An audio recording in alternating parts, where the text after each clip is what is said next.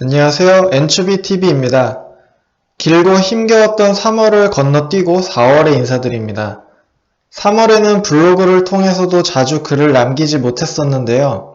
많은 분들도 그러셨겠지만 제가 딱히 직접 할 수 있는 게 없었기 때문입니다. 다행히 전 최악의 경우 약 10% 이상의 손실이 발생할 수 있는 상황을 염두에 두고 스펙 종목을 들고 있었는데요.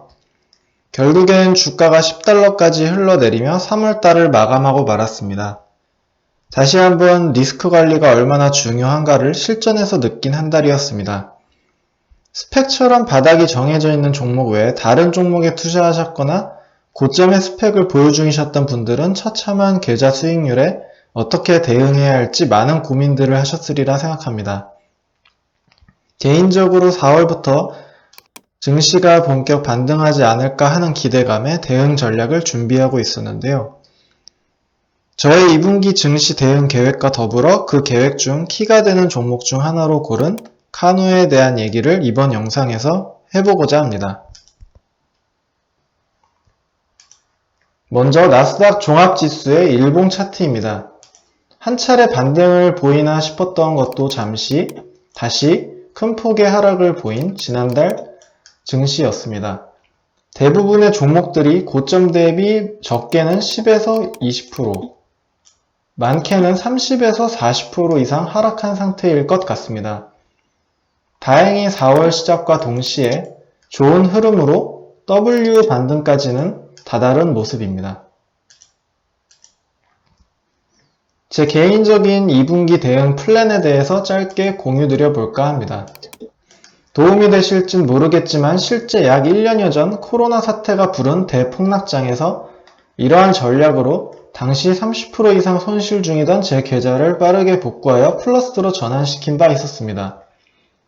지금이 그때와 상당히 유사한 기회라 생각이 되지만 제 개인적인 판단일 뿐 예시의 종목들에 대한 투자 추천이 절대 아니니 참고로만 봐주시면 좋겠습니다.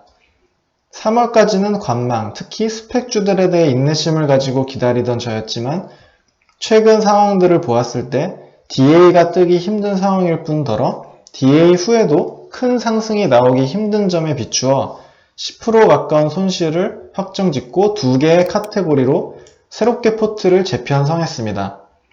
한쪽은 지난달 아프게 조정받은 나스닥 기술주들이 주가 되며 제가 항상 꾸준히 눈여겨보던 이런 종목들이 차트상 바닥에 와 있던 만큼 골고루 로테이션을 돌리며 매수 매도를 진행 중에 있습니다. 마침 곧 실적 시즌에 들어온 상태로 테슬라가 실제 18만 대 이상의 차량 인도량을 이번 주 발표하기도 한 바 있습니다. 두 번째는 과대 낙폭주에 대한 기간 투자로 1번 그룹에 비해 확고한 대응 전략이 필요한 2번 그룹의 선정 종목은 지난주 하루 만에 20% 이상 주가가 폭락하며 10달러도 채 되지 않는 오늘 영상의 주인공이기도 한 미국 전기차 기업 카누입니다. 카누가 스펙이었던 HCAC를 통해 합병을 발표했던 이 프리젠테이션 자료를 영상으로 소개해드린 지가 벌써 1년이 돼가고 있습니다.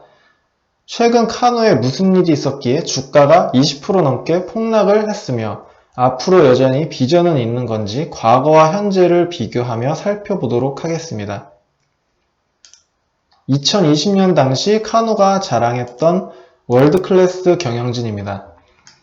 BMW에서 30년 이상 근무한 CEO인 울리히 크란츠가 중심이 되는 멤버 구성이었습니다. 이들 중 기업의 전략 책임가가 사임한 데 이어서 최근 투자자 발표를 통해 CFO마저 사임한 사실이 알려지며 카누 내부적으로 갈등이 있는 게 아닌가 불안감이 조성되고 있습니다. 2021년 3월 말 카누 경영진엔 어떤 변화가 있었을까요? 카누 의장인 토니 아길라는 5명의 고위급 임원들을 새로 임명하였습니다. 신임 CFO와 신임 최고 전략 책임자가 눈에 띄는데 저는 이 둘의 직전 경력이 무엇인지 살펴보았습니다. 바로 이 솔레라 홀딩스라는 자동차 보험 및 리스크 관리 소프트웨어 기업으로 직원 수 약 4천여 명에 이르는 나름 규모 있는 회사였습니다. 이번 실적 발표엔 CEO 대신 이 토니 아길라 의장이 참석했는데요. 바로 이 사람이 솔레라 홀딩스의 설립자이면서 전 CEO이기도 한 사람입니다. 이번 인사를 보면 확실히 카눈의 파워의 중심이 아길라와 솔레라 홀딩스 출신으로 기우는 느낌을 받게 되는데, 물론 국내 기업들처럼 파벌 갈등으로 부정적인 효과가 날 수도 있겠지만 지극히 개인적인 판단으론 이 카누 같은 작은 스타트업 회사에서 그동안 CEO를 맡았던 크란치같이 CTO에 가까운 테크니컬 인재의 경영과 판단력보다는 한 차례 회사를 설립하여 성공시킨 경험이 있는 아길라 사단이 좀 더 추진력 있고 카리스마 있게 회사를 운영하지 않을까 하는 기대감을 갖게 만드는 것도 사실인 것 같습니다. 다시 2020년 카누가 어필했던 내용 중 한 가지를 살펴보겠습니다. 당시 국내 투자자들에게 더욱 친숙했던 이유 중 하나는 바로 현대차와의 협업이었는데요. 이 사진의 대표 인물 역시 CEO인 울리히 크란치였습니다.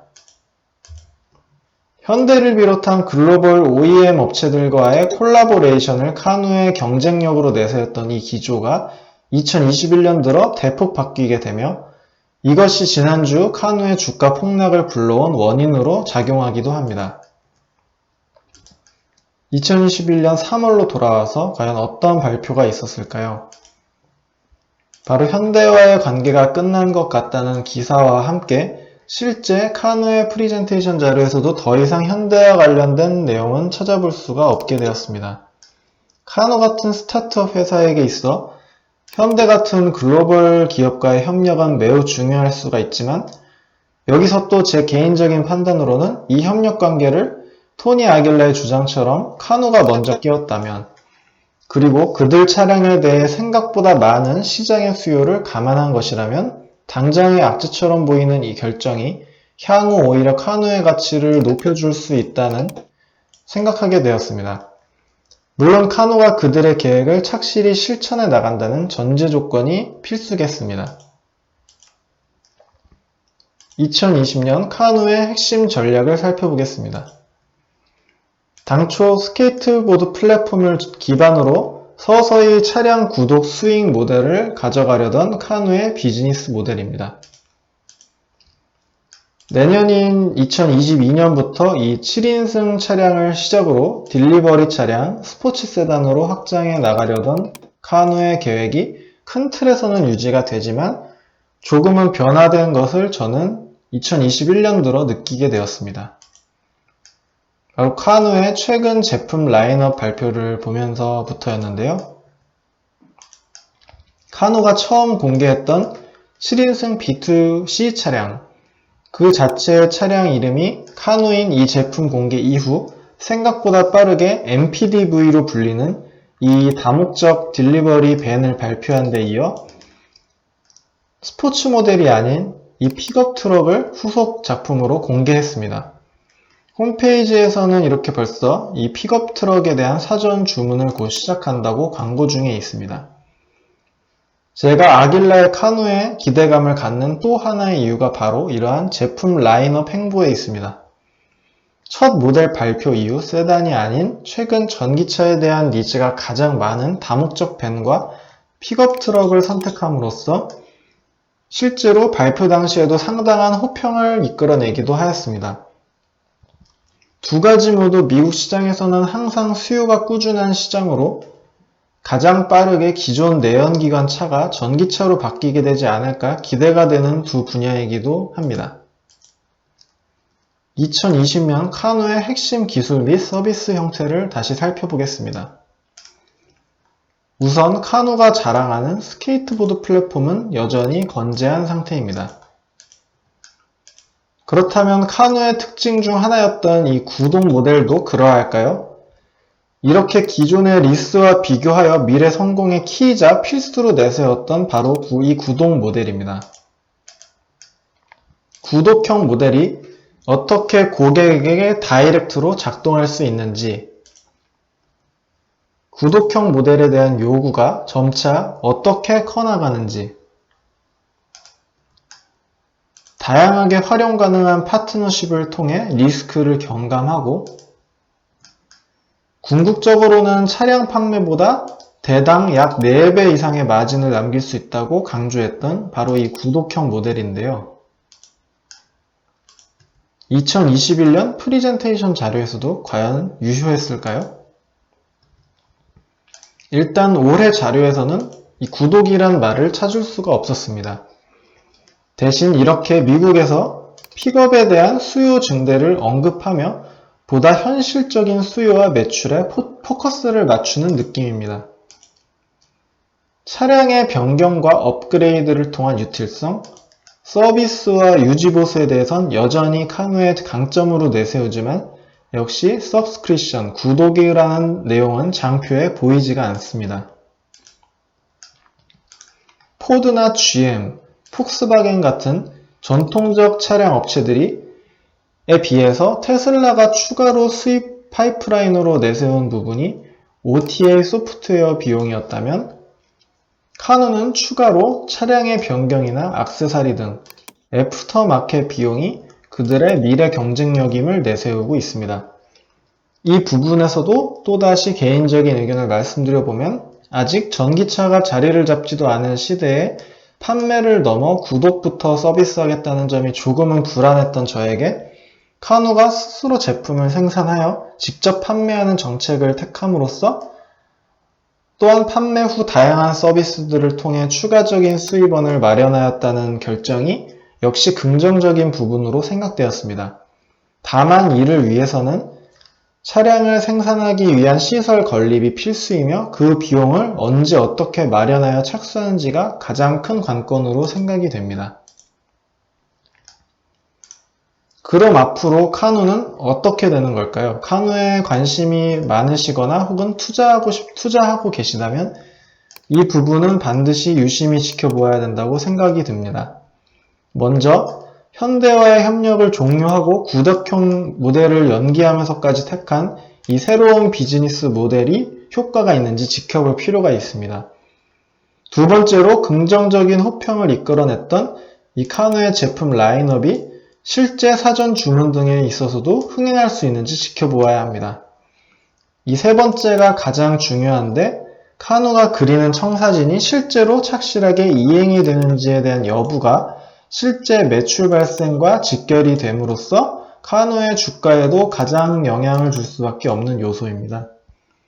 추가적인 요소로는 성사 가능성은 희박하지만 카누로서는 여전히 애플카가 당분간 이슈가 될 때마다 흥행 호재로 작용할 수밖에 없다는 부분과 현대차 이후 새로운 협력 형태의 글로벌 파트너 성장이 체크포인트 중 하나라고 할 수 있겠습니다. 해외뿐 아니라 국내 투자자분들도 저와 비슷한 생각을 많이 하셨는지 지난주 최다 매수 종목 중 4위가 바로 카누였습니다. 카누의 일봉과 주봉 차트를 보면 처참하기만 한데요. 저는 주가의 상승뿐 아니라 하락에 있어서도 갭이란 것은 어느 정도 메꾸고 간다는 생각이 있습니다. 차트를 맹신하진 않지만 큰 흐름에서는 참고할 만한 가치가 충분히 있다고 봅니다. 따라서 카누의 1차적인 목표로는 11달러대로 2차 목표선은 14에서 15달러 구간으로 저는 계획을 하고 있습니다. 그게 가능할지 얼마나 걸릴지는 아무도 모르는 일이니 절대 저의 개인적인 의견에 따라 투자를 결심하시는 일은 없으셨으면 좋겠습니다. 마지막으로 카누의 공식 트위터가 하필 만우절이었던 4월 1일날 남긴 트윗입니다. 제가 가장 중요하게 보는 카누의 체크포인트 중 하나인 매출 수익에 직결되는 이행, 즉 차량 생산에 관련된 장소를 조만간 공개하겠다는 내용입니다. 토니 아길라 의장이 최근 텍사스에 갔었다는 소문 등이 들리고도 있습니다. 카누는 스케이트보드 플랫폼을 바탕으로 마이크로 팩토리 전략을 목표로 하여 기존 자동차 업체들과는 조금은 다르겠지만 카누에 있어서도 공장 건립은 역시 중요할 수밖에 없습니다. 그들이 투자자들과 약속을 잘 지켰던 테슬라와 같은 길을 걸을지 아니면 애리조나에 공장을 짓는다며 첫 산만 뜨고 사기 의혹으로 나락으로 떨어졌던 니콜라의 길을 걸을지가 카누의 미래를 결정짓게 될 것입니다. 카누의 주가가 기술적 반등으로 단기적으로 오를 수도 있겠지만 그보다는 이렇게 좋은 소식으로 일봉의 갭을 빠르게 메꿔주었으면 하는 바람을 하며 이번 영상을 마치고자 합니다. 감사합니다.